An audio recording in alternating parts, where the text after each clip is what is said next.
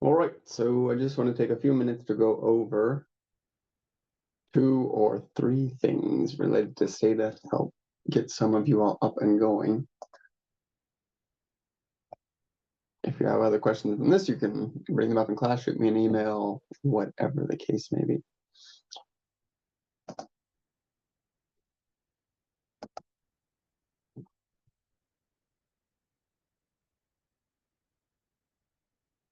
All right, so per recent announcement, so we'll go over these 3 things. So just first of all, just broadly speaking, let's say, how do you turn this on? So hopefully you've been able to purchase Stata and get access to it, right? So let's open it up. When you first open it up, it may ask you to do an update or check for updates. You can say yes or no, and then you get this window here, right? So this is the main coding window. It's both where you can type results down here in the commands second box down here, and then it's also like where the results will be displayed. And so for our purposes, one routine, so that there are a bunch of commands and that are included, installed in Stata.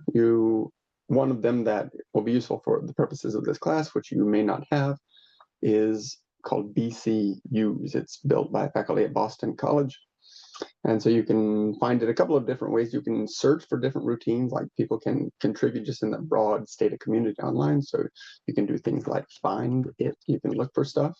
So for example, we might look for BCUs. I don't know, this will come up here. And then in this case, it's the first hit. Right, so there's a link there, so you can just click there, and then you could install it. That would be one way.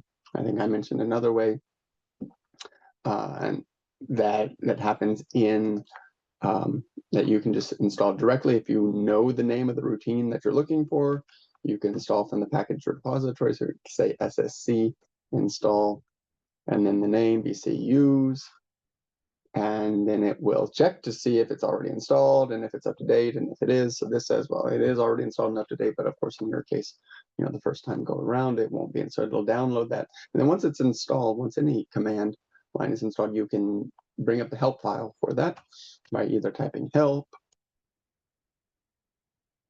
or just typing. Many commands can be abbreviated, so the help command can be abbreviated as H. So we could say HBCUs and brings up here. And so then you can read about it, right? So this is just details, descriptions, so forth that were included by the authors.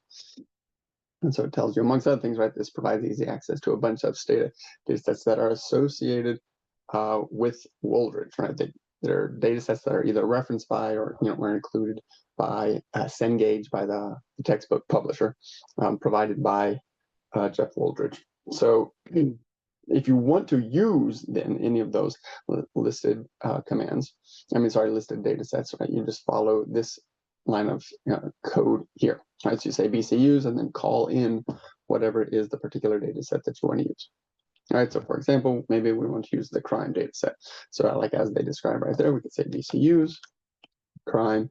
And if we just type crime, it's not going to, it probably won't know exactly what that is. So it says I can't find that, right? So we would say BCUs crime 1.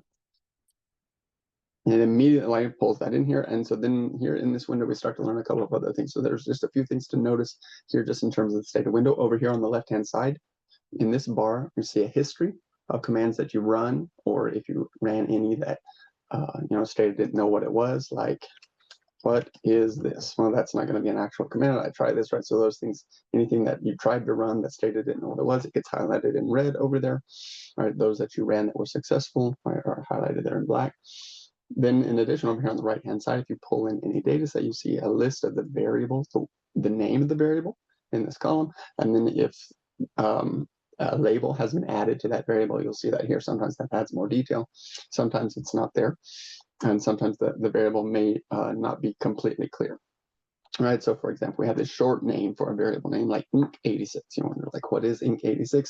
We can add a longer description here to Inc86 as being the legal income in 1986 in hundreds of dollars. If you are creating your own data set and you want to edit any of these kinds of things, you can click any variable that you have created. Then down here you see the properties, and so you can add or edit the labels. down here, if you unlock that, and then you can type any of those, update any of those, add labels or whatever manually, or right, similarly, you can create some new variable. Perhaps let's just call this,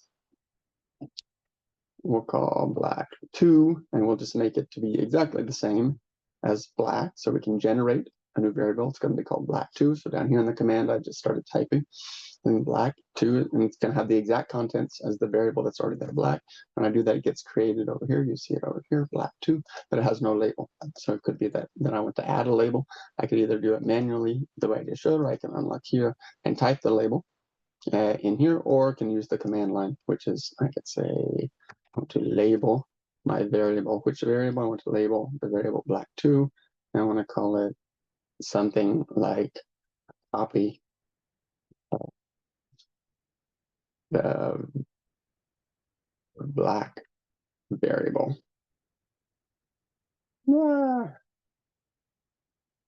Should do something like this. So when I do that, then you see, like, the label has been updated. You can just, if you want to type something differently, we just relabel it again and add whatever it is you want to do. Maybe I want to get rid of that completely. I could say just label the bar black 2 as empty, and that should get rid of there.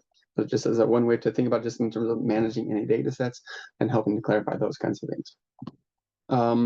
So one other thing that I noted in the database, so I'll just pull this link up. Of course, you can link out to yourself, but some of the data sets that are accessible through the BCUse command are associated with older versions of the textbook. They've added some new data sets over the years, and so sometimes you might try to access one for a problem set or something, and it's not accessible through BCUse. In that case, you might need to go and download it yourself. And here is like one place that you can go. And and one other thing about the data set is that sometimes when you pull in the data from using BCUs, the labels are not populated, and it's not completely clear what's going on. And so you can go and get additional details here at this website that I've linked out to. There have been a couple of people who updated websites. So maybe you wonder something about, say, maybe this math database. You wonder what are some of these variable names. And so they've added additional discussion here based on the underlying research that this data comes from, to help clarify what some of those variables are, to add labels and so forth here. And so if you're doing analysis and you're wanting to interpret that, you need to know what the variable is, and so you can go and find some additional details here if anything is confusing. There are a couple of cases, again, like I said, where the data is not easily accessible through BCUs. I think in most of those cases I have gone and downloaded the data and provided the updated data set for you, so you can just download manually. And so we'll show an example of what that looks like here. If you're not using BCUs, then in our course files, you can, our course, you can go here to files. We'll open in a new window. And here there's a folder in here. We have data and do files. Some of these are, again, like I said, older. So here maybe we'll download the econ math file. So Stata files are end in a DTA suffix. So here we have, so that will end up in your downloads folder, wherever that is. Right? You can open it up, open the folder up, and then open the file directly, or we can just open it up directly. If I open a link out here, it's going to try to open it in a new instance of Stata. Maybe I don't want that. Maybe I want to just use the same one that's here. And so then I might try to open and then go, if I know where it is. So I see there's in the downloads folder. So I'll go here, go to the downloads, find where it downloaded, and then I can bring it here. When you do that, right, if you already have some data loaded, it will prompt you. Are you sure you want to overwrite this? Do you want to save the old data set that's there? I don't care about that in this case. So I'll say, don't worry about it. Right, and we will load it in. The command to load data is to use it. You see here the command that was actually run when we went through the menu there to open that. And so if I wanted to do, I could just run the same code myself and bring that in here. If I want to clear a data set out, I just can say clear. And you'll see it deletes all the data from memory there. Maybe I want to bring it back in. I can just either go through the same menu to pull that back in, or just rerun this code, which is to use use this data, go find this data set, right? Gives the full path, and then clear as an option. Make sure that I clear out any data that's already being loaded, so that I load this in instead. We'll do that, and there we have. And so we have like the variable names and then the variable labels, given next to it. All right, what other things do we want to cover? So then there are just a few things about using Stata, and so one of those that I highlighted in class is here. There are a couple of examples that we've provided that I discussed briefly in some of the slides. The slides are should be posted now. So if we go again back into the course files, and go into data and do files, we'll look through a couple of those. So one of those is related to the first problem set, just to help get you started. So again, so we can download this zip file. We can open that, we can extract this. And so here are a few files related, just to help get you started in terms of like turning in the first problem sets, how to format it and so forth. So there's a bunch of things, and each time you get working on a problem set, there'll be several files you want to put together. But in terms of what you submit, you'll just submit a single combined file like this PDF here, the PDF combined file. You know, being sure to pay attention to the details about group creation, so forth, that we talked about in class. All right, but so what I want to focus on now, again, is just the Stata portion of this, so we can open this do file.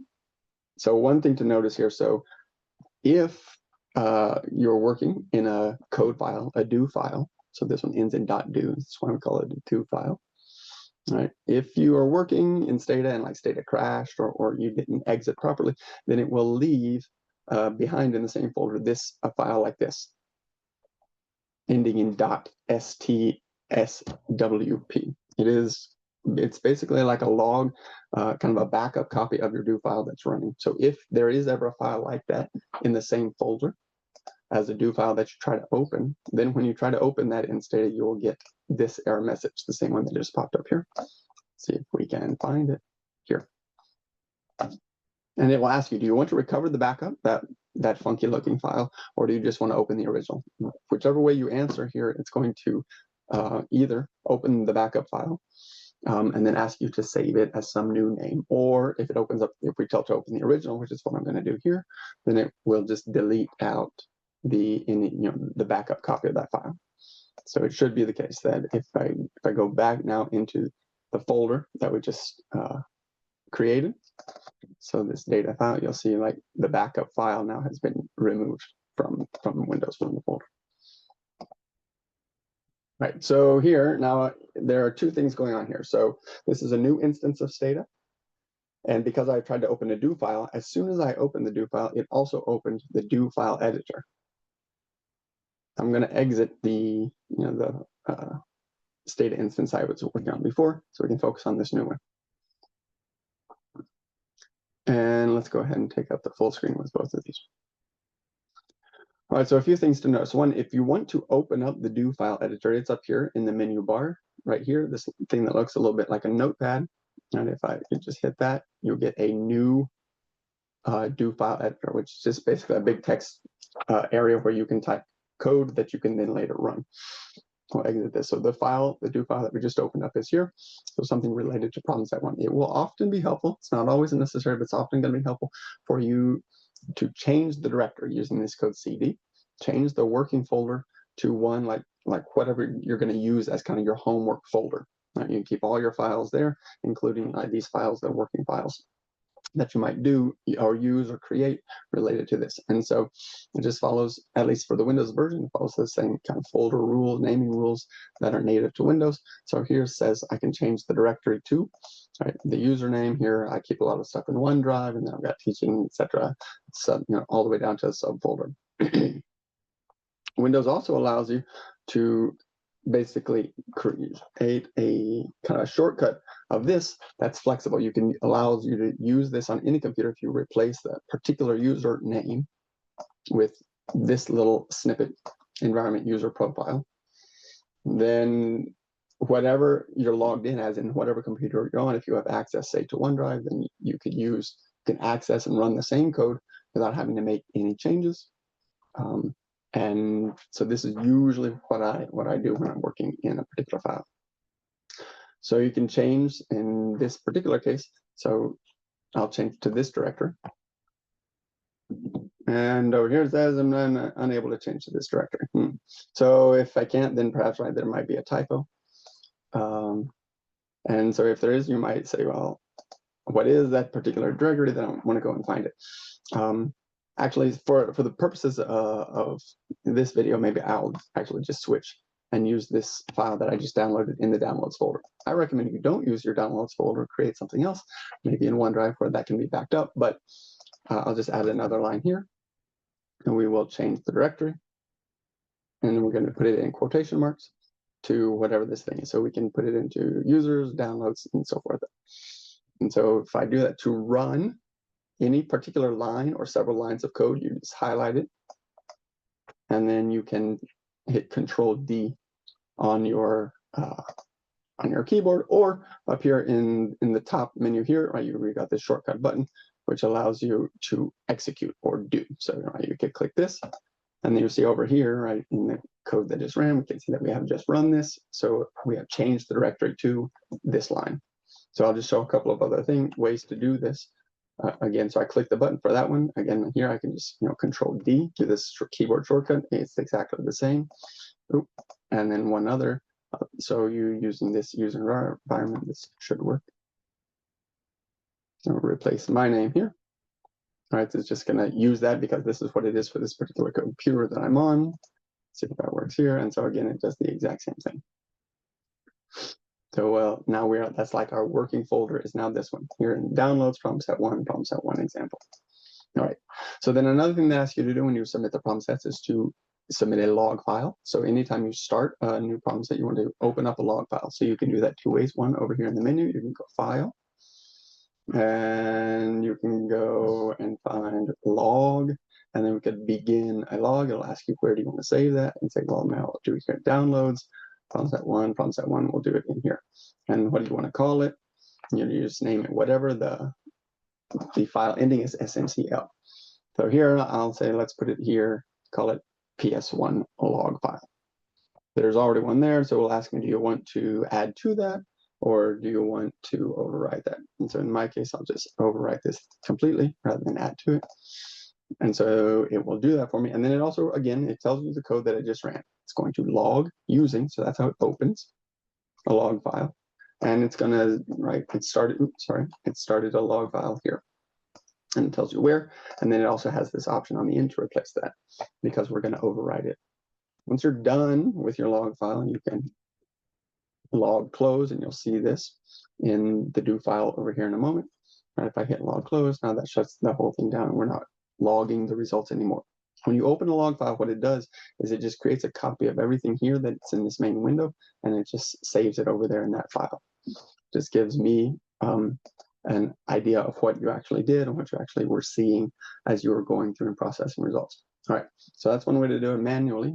Here's a way to do it in the do file. We just type the same code, right? And you'll notice that I don't have that whole prefix about, the folder and the name and all this kind of thing the way we saw over there, because here the do file will know we're already working in that subfolder, right? We already changed the directory here. And so that means that any code that we do like this, it's going to look to save files or open files from that particular folder. So I'll log here and execute using Control D. And then you'll see the result over here. As far as the history goes, all it knows is that I ran a do file. But then in terms of the main menu, it will actually print out, show here on the screen the code that I actually ran. And so now we're logging using that file. So anything that shows up there is going to show up in that log file. All right, so a few other things then to notice. So if you open with curly braces right here, right, it allows you to create collapsible sections. You can just use braces and close them at some point anywhere in the code, and that just allows you, creates an organizational framework for your code here in the do file. Right, so you just open a brace, anything you type in there, and it can be comments, all this stuff in green, or it can be code, like you see down here in around lines 56. Right, it just provides a way to kind of collapse out of the way any of the code that you've got and allow you to focus on other things in the do file. All right, so then another thing we're showing here under question 1 is how to add comments. So there's a handful of ways to add comments in your do file. You can use asterisk, which will comment out the whole line. You can add double slashes, which will allow you to comment for the rest of the line, and then you can create a comment section, and you'll see other examples of this through this do file by opening with a slash asterisk and then type any lines that you have, right? So here's more comments, right? And that you then, right, all of that will be commented because it's come after the opening of the slash asterisk, and then it gets closed here. Now all of this is still green because you can see like within all of this now is happening within a large comment section. One other thing in modern versions of Stata is that if you add a large comment section, it functions similar to the braces, the curly braces I showed a moment ago. You can collapse them out of the way if you don't want to pay attention to them or be distracted by them. All right, so then there's the second question that's in the problem set that asks you like to do some stuff in the command line, then asks you to do some stuff in the do file. And so it's just to make sure you're familiar, kind of moving back and forth between these two things. And then again, like I mentioned there in class, in addition to the BCUs and getting access to data that's included with our textbook provided by the publisher and the author, there's also data that's included with Stata. And so those data sets are available through the sysuse command. So you can see this over here that I've typed here. If you want to learn a little bit more about it, as with any command or routine, you can just type help and system use, and it will give a brief or sometimes lengthy, depending on how complex the routine is, file for you to work on. So a couple of other things here. So in that help file, you can see that you can run this command, system use and directory, to get a list of all of the commands that, all of the data sets that are included with Stata that you can reference at any time and then use to do different things with. So for example, the automotive data set you'll see in here somewhere, and then a couple of other updates to different variants of automotive data sets. Or here, what I'm doing in the do file here is pulling in the city temperature data set. And so when I do that, right, we get like geographical information, a little bit about where the region is, some data on the heating degree days, some data on the cooling degree days, and then also temperatures in January, temperatures in July, right? This is what this data set consists of. And then you might want, like, that's what 6 variables that we have over here. We see that number of variables down here in the lower right-hand corner, and the total number of observations, 956 down there. And then maybe I want to learn just a little bit of, about some of these. And so we can, here in Stata, like we can go to data, we can go in here to describe the data, even expect it, right? You can look up summary statistics for the data, right? If you go in here into the GUI, you can ask it like, what is it that you want to know about? Again, the data set, maybe I want to know about the heating degree days, and maybe I want to know about the cooling degree days. All right, so nearly all of the commands I include in Stata, you can access through the command line here. And so I can say, yes, tell me about this, but it's going to be much quicker once you start learning the code. And so here in the do file, we'll do the same kind of thing that we just did there through the drop-down menu, which is to summarize these two variables, the temperatures in January and the temperatures in July. Again, just highlight this line here in the do file, and I can Control D to run it, sum those two temperatures, and you see it's giving you back the same type of information, but now for these two variables instead of for the heating degree days or the cooling degree days. Right. And so it tells me, so here in this quick summary, it tells me about the mean, standard deviation, the min, the max of each of those variables. If I want a little more detailed information, I can add an option to the summary command, take comma to get into the options, and I can say details or just D for short, or rerun this command now. And it gives a lot more information, right? It tells me the highest and the smallest and the largest, like 4 observations within the data set. And then it tells me a bunch of information about the percentiles. It tells me about the median is 31.3 at the 50th percentile, and then, the first percentile, the larger observations here, those, right, the 99th percentile of this size and so forth. But then still it tells me the mean, the standard deviation variance, and the information that it told me in the more limited version of the summary command. So then maybe we want to pull in some wage data. So again, if you have not installed the BCUse command, you need to do that. So this line is here. But if you have it already installed, then you can bring in the BCUse data. We're going to add that clear option. Because because we're overriding some data, the city temperature data that was already there in memory. And then we can start to perform operations on that, look at summaries, look into the data. Sometimes you may find it helpful just to visually look at the data. There's some ways to do that in the commands and Stata, but then also you can just pull up the data editor here, which is essentially kind of like the Excel table running in the background behind Stata. So if I want to pull this up, it looks like this. Across the top, we'll have the list of all the variables that are in this data set. I'll make this a little bit bigger. Similar to the main window there in Stata, we have the list of variables over there on the right-hand side. And then we can just scroll through, right? You can see like there's 530 observations. So that means we have 530 or 526 rows. Each row is a different observation of whatever this data set is. And then again, across the top, we've got the names of each of the variables. So what is the thing that's contained here? Right, is wages, education, experience for a bunch of individuals and so forth. If you're in the editor, so there are two versions of this that look rather similar. One is the data editor, see here. And then one of them is just the data viewer. As you might expect, right? The data viewer, you just look at the things. The data editor actually allows you to change these things manually. Generally, you want to avoid that. Generally, like for the sake of like your future self, tomorrow or next week when you come back to work on this, any changes that you do to the data, you want to do them by code. Right, you want to change a variable name. You want to transform one of the variables using logs, or you want to create a variable that's like the average of wages, or whatever the case may be. Right, sometimes you can do those things manually, but in general, you want to do those things via code so that you can go back and look and see what you actually did, and then also so that you can replicate or recreate what you did before. Similarly, right, the reason to work from a do file going forward, especially for this class, but just in your own work, is that we can work on just one or two questions here in the do file, then we can save the do file, leave, come back, and then we can just run all of the lines of code that we want you to get right back up to where we were before. Right, whereas if you're working only in the program manually over here, right, it doesn't save any of those kinds of things, at least not by default. And then once you're through here, as I noted before, you're going to close the log file, which will just close out of the file that we have created over there. All right. One more thing I think I want to highlight here. What did we say in this announcement? So, the physics exam. So let's go through that briefly. So I'll pull up the files. Go back into data and examples. Here's a physics example. So I'm going to download two files. So the physics example, I'm going to download both the data and the do file that's related to it. And download these. Stata IME Canvas, anytime you download more than one file, it will zip them together. So we're going to open this up. Extract this.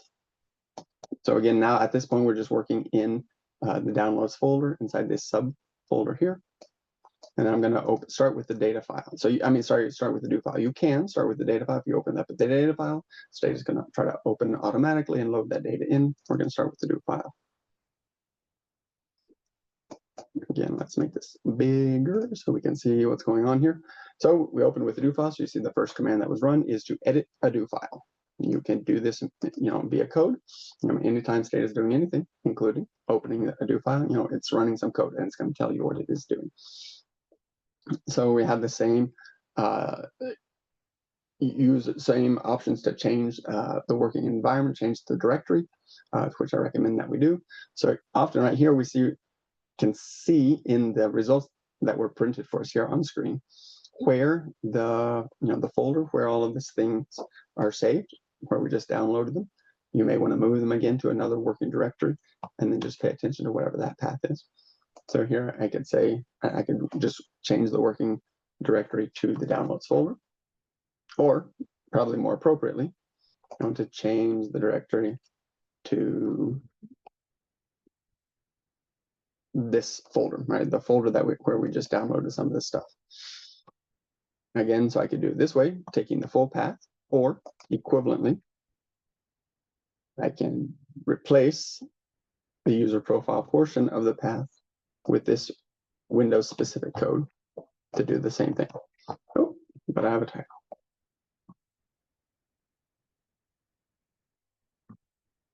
Let's see, what did we do? It's got to precede the downloads. So just want the user profile portion. There we go. Right. And then over there in the menu, you see the issue. All right, so now we're working in this folder, so we're going to start a log file here for this physics example. Again, so that means we're going to open it. We're going to log using, so it's going to open up the log file. And again, we don't have to tell it what folder to put that in because it already knows we're working in this folder. So we'll log here. If there is anyone there, we're going to keep this replace option and override it. So here we've started logging. And now we're going to tell it to load in some data, specifically the data that I created from the physics example. And one thing that we'll find out, right, is that we'll just see a couple of interesting things from trying to do some analysis with this physics example. So this is just from an example I found on the web. Somebody doing a physics example experiment on YouTube. And so, they did this like 10 times. And so they got a handful of observations, like running a car into a brick wall or something, like a small like toy car or something, right? So we have, and trying to measure the acceleration, the force, and so forth. And so that's what we have here, two variables, acceleration and force. Right? And so we have, and perhaps, based on the way we talked about in class, we have an idea about which one of those, like what the basic relationship is there from a physics class. Now, and so we're going to see how that bears up in terms of doing an analysis from a statistical standpoint. All right, so one thing we'll do, we'll just rename. So again, we can abbreviate rename to just ren, and we're going to call force our y variable. And then so you see, so if we just run that one line by itself, it does that. You see it changes the name of that variable to y. And then we're going to rename acceleration as x. As an aside, right, you don't have to run these lines one by one if we load the data overwrite with the original data set. So, right, so we haven't saved the data set, and so we haven't overwritten it. We made those changes, but all those happen locally in memory. So we haven't saved or overwritten anything yet. And so we can just, if we just reload the original data set, it gets us right back to where we started. And we can run all three of these lines all together. The comment we can run, it doesn't do anything, Stata just ignores it. And then we can run the rename followed immediately by rename and do all of that quickly together. And it just runs all three of those lines. And we see the changes that we're talking about. Then we can go through, we can summarize what we talked about also. So when you summarize, right, we created, Stata calculated all of those variables right there. You can actually see, and all of those are then saved in memory, and you can call those in and use those in calculations and so forth. And so we can see what does Stata think the names of each of those things are. We can do, we can list the variables that were returned from the summarize command as we see them here. So it calls in, we said, the number of observations, it labels this as observations, but in memory, it knows that's called R of capital N. Similarly, the mean you see here is a variance, and kind of this is what it's called, R, var, RSD, etc. And then you can kind of see how it labeled it in the output that it provided for us on screen. So if I want to, say, check myself on that, I can display anything that's stored in memory. So I can display the mean, and there it shows it to me right out to 5 or 6 or 7 decimal places. This is perhaps a little bit more advanced, but we'll just go ahead and say it. You can reference this later, right? It is also the case that you can create temporary variable names. These are called macros, and Stata is actually doing that in this case. It's creating a mean, but it's actually just temporary. So if we ran summarize later again, it would overwrite that that mean that it was calculating, and so we can actually, generally speaking, reference temporary variables using an open single quotation mark, and then closing it with the single tilde as well. Sorry. So if we run that, we see it does the exact same thing, right? Either one of these are ways to call the mean that we just calculated. We can provide, again, as we showed a moment ago, we can get more detailed than just those 4 or 5 summary statistics. We can get a bunch by adding detail as an option to the summarize command, or just, in this case, comma D. Then this example goes through, I'll let you all do this on yourself because you want to work through this example, kind of see the calculations maybe with Wooldridge or our class notes open. So I won't spend a lot of time here in terms of what we're actually doing, but so we'll create for ourselves some variables that then we can use in calculations. For example, we can create the average of X bar, right, as a variable now. So not as a temporary variable, the way Stata does after summarize, but now you can see it here in our variable list. And so now it's like permanently saved. We have access to it as long as we're in this data set. Then we can generate. We can do more complex kind of mathematical operations, like including, for example, the sum command, adding up, all of these. And so that's what we're going to do here. Not using generate. Generate can handle simple math like addition, subtraction, multiplication. But if you want to do things like summation, we're going to use theegen command. So we're going toegen. And we're going toegen the variance. We're working on creating a variance here. And so we'll call this, so we have the name of the variable. So we'll call this var x as being equal to, and just the mathematical formula that we've seen in class, right? It's just the sum x minus x bar squared. And then in addition, right, there's one other step, which is that should be divided by n in the population. But we have to do that in two steps. So first we take the numerator, and then we're going to do the denominator. A couple of comments there just briefly is because we're working with a small sample. We don't divide actually by n, but we divide by n minus 1 because we've used up a degree of freedom in calculating that mean on the sample. And so we subtract off 1 because of that. And so then these steps go through a handful of others. We can do this for y, and then we can use those same steps to start calculating. So hopefully all this makes sense. You just look at all of this, comparing and contrasting with the math. So you give you a familiarity about how to move back and forth between the math and Stata. We're just going to run all 10 of these lines here together. Right here on screen, you see like running all of that together. And the output then was quickly thrown up there on screen. And so you can see then here, we're doing some calculation, then we're just checking ourselves. We calculated manually the correlation, the variance, covariance, sum, x bar, y bar, and so forth of these different variables. And so one other that I don't have up here on the screen, or don't have saved in this do file, which you might find helpful, maybe I'll try to get it updated later, but if you look at, say, the correlation between x and y, you can actually, so by default, not including any options, that gives you back the correlation, but you can ask it for the covariance, but that's going to be an option. And so you can check again, check again the manual calculation that we made up above, maybe right with sum, look for, we have cov, x and y, this was our manual calculation, including the degrees of freedom. And we see like this is giving us back the same thing, right? This is what Stata is calculating when you ask it for the covariance. And this is, and we can see like we walk through the exact same steps, so you can see exactly what it is that it's doing there, kind of under the hood. There's a lot of what I want to highlight here. All right, so then a couple of other things. In one of the examples, I asked you all to manually calculate the coefficients. So do this like in Stata or something, or show me here, right, and explain what's going on. And so again, it's just like, can you translate from the math, from the algebra that we're reading in the book, in order to get out the actual calculations that are arrived at using the OLS estimator. So here we can say run these for this physics example. And we can see we're going to calculate, this gives, if we summarize the beta hat that we're calculating, it's not observation specific. It's a constant beta hat for all observations. And so here we calculated beta 0.6.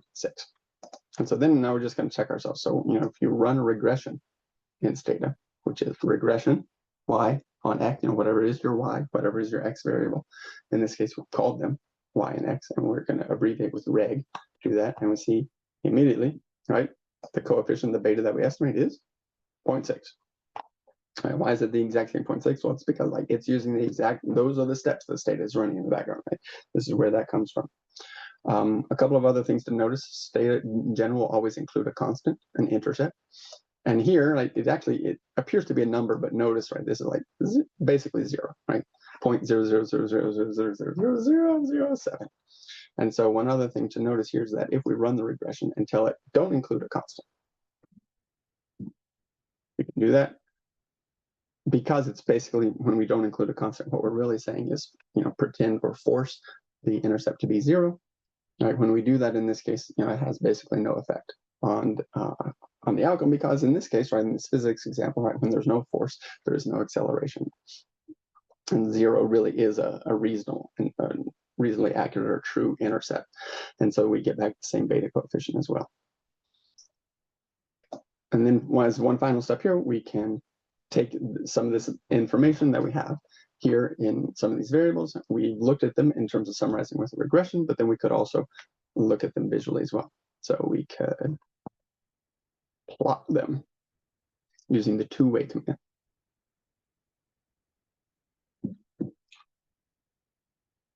So when we do that, we've done two things. We've plotted both the fit, which is that red line, and then we've also plotted, which is the best fit, and then we've also plotted the predicted values here, right? Or the actual x and the y values. As it turns out, right, the x and the y values here lie exactly on that predicted value. So like in this case, right, you'll recall some of the examples that we showed in class. There were the actual values, the observed values. Sometimes were on the line, but a lot of times they were off the predicted value line. Some were above, some were below. In this particular case, right, there are none, right? Every single actual point lies exactly along the predicted value. And so one thing that you can learn, like looking at a plot like this, is that the predicted value, the model that we run here, is essentially has no error, right? It's perfect in terms of explaining or predicting values that actually are the ones that we're going to observe. Another way that you can notice that that's likely to be the case is if you look back in the regression results that we said, there's no standard errors, estimated here, because there is no variation, right, around the predicted values between what is actually observed and what's actually being predicted by the model. And we can talk a little bit more about that in class in the coming days as you all have questions. All right, and so then once you're through, again, with any example you're working, and then we're going to close the log, so we'll do the same thing here. And be done with that example as well.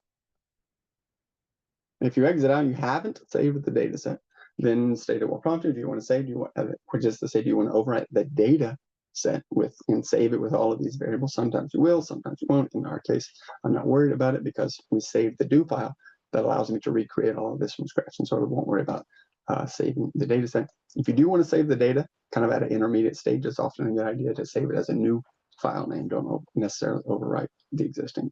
All right, and the last thing that we want to do is comment on a couple of other things. All right, so so this will just be very brief, I think. So in this is chapter 2. Let's see. So from week 1, there was a little bit of code that I tossed in there. Let's just take a look at some of that. We'll bring Stata back up. And so some of these, so I won't bother creating a do file for any of these. We can just copy out some of this code from the PowerPoint, right? We can look at the directory again, right, of what's available. So all of these are just commands that you can run, right? So I say maybe I want to include, take a look at the automotive data set. I'm just copying and pasting and then hitting enter to run these. And so this is loaded in the automotive data set over there. You see it. Maybe I want to learn some things about it. So maybe I want to summarize MPG and weight. Gives me the summary statistics back for those. Again, you can pull those in, or just see them there on the screen. Maybe I want to see, like, what does the distribution look like? They plot the histogram. So I can look at that here. Look something like this. You can see this distribution a little bit skewed. You can, using the options, if you say, well, maybe I don't want like the bins, the bars to be that wide. Let me look at it in a little more detail. You can certainly do that. You can change the bin width and all of the details that came up with that particular picture. If you want to learn how to do that, just look for help and histogram or hist. Pulls up the help file for the histogram and tells you like what are the options that you would need to change in order to change, say, the number of bins that there were, or how wide they were, or what was the starting number, and so forth. If you want to change how that looked to get a more detailed understanding. Maybe we also want to look at things visually in another way. We can take these two variables, look at how they might be related one to another. This we've seen in class. And maybe we want to not just scatter, so we could. So that's scatter. Scatter you can run as its own command, or two-way is a much more robust and broad command. So this will do the exact same thing.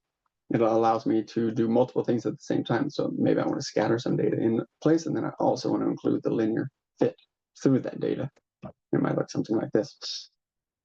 Effectively, what Stata is doing basically in the background is running a quick linear model on these two things, right? Regressing y, in this case MPG, on x, in this case weight, and then looking for the coefficient, the intercept, and then plotting the line that is implied by those two coefficients. And that's what you see here on the screen. All right, and could be also, you may want to get some tabulated statistics here, so we can tab the MPG and the weight. This is going to give me a tabulation of all of those two, right? Kind of the cross of all of those variables. It's a lot of observations, right? So we have MPG that ranges from 12 up to 41. And then we kind of see the cross product. If we want to just do one of those, kind of how each of those relate one to the other, if we want to just look at those in isolation, we can just tab MPG and see the list of all the MPGs. We say there are 12. There are 2 with an MPG of 12, 6 autos with an MPG of 14, 2 with 35, 1 with 41, and so forth. And then we might look at these, by group. Maybe we want to tab MPG and foreign. So I'm going to do this by group of, is it a domestic vehicle? Is it a foreign vehicle? Much easier to look at here, right? So we have like how many of a particular type are domestic, and then how many of the particular type are foreign, and those totals, add up to what we just saw up here above. So we can do that for foreign, and then maybe similar to the plot that we just ran, right? It's a simple Y and X plot. So it actually is kind of the visual representation if we would say regress MPG on weight. And this constant intercept of 39, nearly 40, and then a slope of negative 0.06 every pound. But we can create a regression of any of the variables that are here in our data set. We can regress anything on anything, right? Stata doesn't care. We can regress, displacement on length. Whether or not that's actually interesting or informative, though, really depends on us as the practitioner, right? What is the thing that you're interested in? And then we're going to talk about interpretation as we go forward through the semester. So we'll just say maybe one more here, one that's taken from the slides over here. Regress MPG on foreign. So foreign is an indicator variable. It's just either 0 or 1. And so we'll talk about how to interpret that going forward. But this is just to say, right, as far as Stata is concerned, you can run that regression as well. And you get these coefficients estimated, and then a bunch of other statistics.